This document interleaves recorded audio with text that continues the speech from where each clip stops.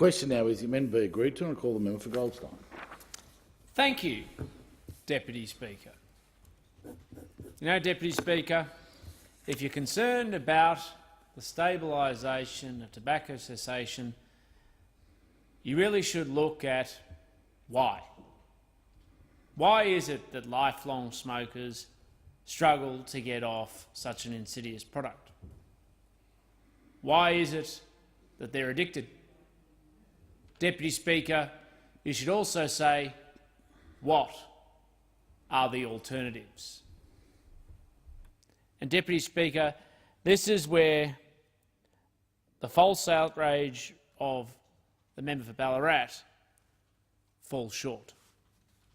Because in the end, she already rules out and discounts alternatives that can help people to reduce their consumption, to engage in harm minimisation, and, in the context, overall improve their health.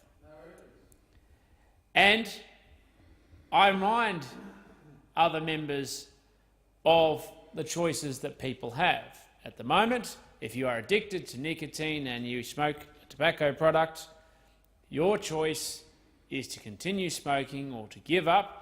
And yes, there are some cessation aids, but they do not work for everyone. And yet there are harm minimisation pathways denied by those on both sides of the chamber, of which I am not one.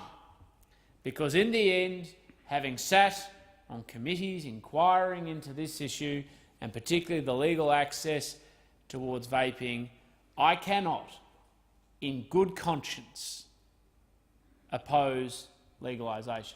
My view has been on the public record, so this is not new.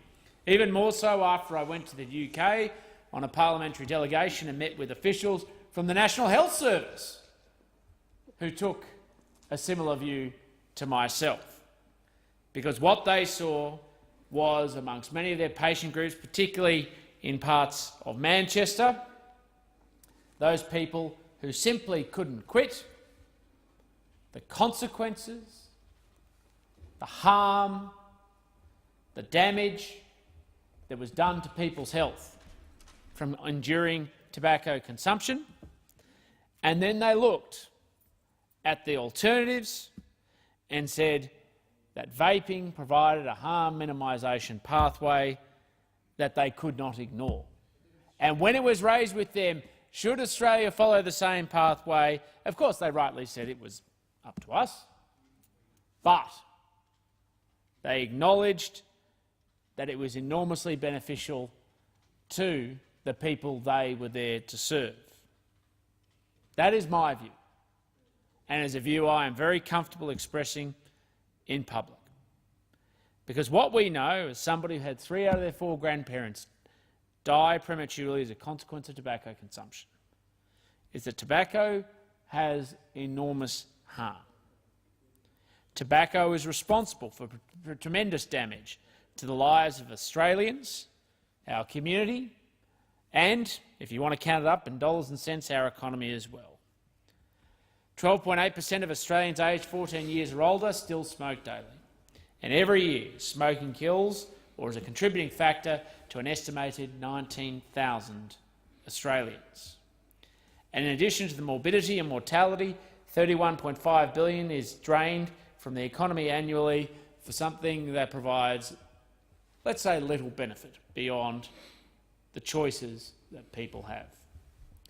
This bill appropriately allows more flexibility to non-compliance with the tobacco plain packaging legislation. And shall we say, any improvements that allow for the adherence and respect and implementation of the rule of law as a principle I will always support. But we also should take account of our obligation to the Australian people seriously and have effective policy measures to combat smoking rates, as I addressed at the start of my speech. And with this in mind, we do have to look seriously at the efficacy of plain packaging. from 2013 to 2016, and let's remember what happened. The Gillard government introduced plain packaging. Contestably, there was an influence on smoking rates, so they banged a massive tax on top of it to make sure they go down. And I never disputed that increasing taxes can have an influence on reducing smoking rates. But even then, from 2013 to 2016, Australia's smoking rate fell by a dismal 0.6%. That's despite an increase in tobacco excise and the introduction of plain packaging. Expenditure on cigarettes increased in Australia while smoking rates sharply declined in the United States and the United Kingdom. Plain packaging has failed to reduce smoking significantly. Instead, what it's actually done, and this is the bit that the opposition never likes to pay attention to, is that it's actually driven tobacco sales underground. Because this is what the policy actually does. It takes a product with a brand, it makes it generic, and then as you increase the tax rates, the consumer surplus goes up. So the cost increases, and it's a generic product. So what happens? Criminal gangs move in, Deputy Speaker.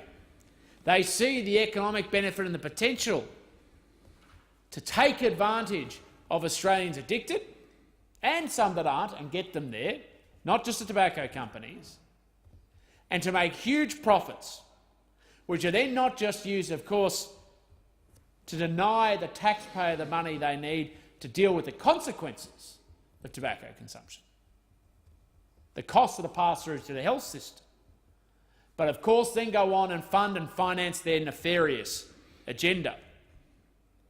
So rather than looking at this policy simply on the basis of its intent, perhaps we should look also at its consequences. As branding has been lost, competition now focuses predominantly on price, boosting sales of cheaper products. And KPMG has found that illicit tobacco consumption has grown from 11.5% to 14% in Australia since plain packaging was introduced. Illicit tobacco is immune from taxation, immune from regulation, and immune from oversight, kind of like other illicit products in the marketplace. Not only is there a revenue loss for the government, but it deprives revenue from hard-working Australian small businesses because of cheap, unbranded, illegal competition. I think we should actually stand up against criminal gangs. I actually don't think we should fuel their business models because of what they will do with it as a consequence. This revenue, and of course the human toll they put on Australians for engaging in their nefarious agenda. This revenue is then diverted to organised crime syndicates and serves to line the pockets of those undertaking illegal behaviour. Let's just say, putting the incentives around the wrong way. This encourages other criminal actions associated with organised crime, such as smuggling, violence and gang activity. Now, we must focus on assisting people who are motivated to quit smoking through education, support services and harm minimisation, and, I will say resolutely preferably, cessation. When people are allowed to exercise their free will, they are still better off choosing a healthy life. And if they struggle with that, I would have thought the job of the people in this place is to provide them with the clearest and simplest pathway to do so. It's time to empower those who want to quit and help reduce the stagnant smoking rates in this country by properly looking at not just the intent, but the consequences of the policies and the legislation we are passing through this parliament. Thank you, Deputy Speaker. I thank the member.